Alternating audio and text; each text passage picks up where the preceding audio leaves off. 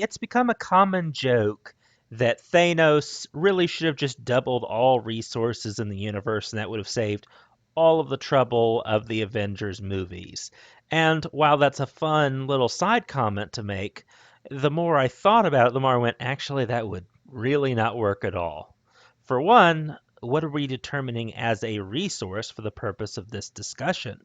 Because many things are resources to one critter or another. We also don't know necessarily what highly advanced other civilizations beyond our own might consider a resource in the Marvel universe. For all we know, sand is a resource, and technically in our world, it is. It can be used for things. So what are you going to do? Just double the mass of all potential resources in the universe? Just double them?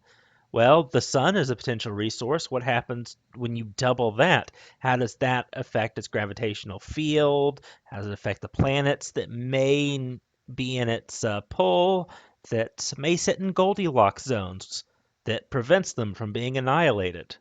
I'm no physicist, certainly, but I can't help but think that there would be consequences to doubling all resources in the universe if anything could be a resource. So just double it all. Double all the insects that could be food, double all the grain, never mind if the ground there can support it. It's just maddening.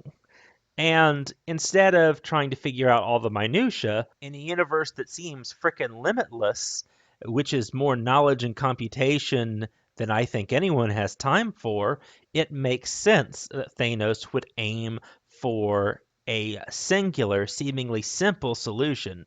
Especially because, contrary to the Thanos is right argument on film theory, he's not actually preoccupied with population growth graphs or theories. He is motivated by something different. And yes, he does need to destroy half of all life in the universe. But the reason for this is his madness and trauma. Thanos, in the Marvel Cinematic Universe, not his comic books counterpart, is a survivor of an event that wiped out his entire planet. Originally, he had convinced himself and tried to convince others that he could save his people and the planet if they randomly kill half the people. And as you hear in his speech to Gamora, he says this is fair. And the way he says that and the lost tone he has, like he's drifting off and remembering it, as though he's back in that moment, makes me realize that trauma theory, particularly in its literary sense, definitely applies here. He is effectively reenacting the destruction of his homeworld over and over again, and that's clear in every single action he takes. His obsession with enacting what he saw as a solution to his world's problems on other worlds. He's going through wish fulfillment, what he hopes he could have done. He is living vicariously through the destruction of others, and he wants to spread this through the entire universe. Thanos, in many ways, never moved on from the destruction of his homeworld. Thanos is still trying to save the people that could never be saved. So why not just snap his fingers and bring everyone back? That's certainly a question, and I think his needs are deeper than just saving them. He needs to have been right.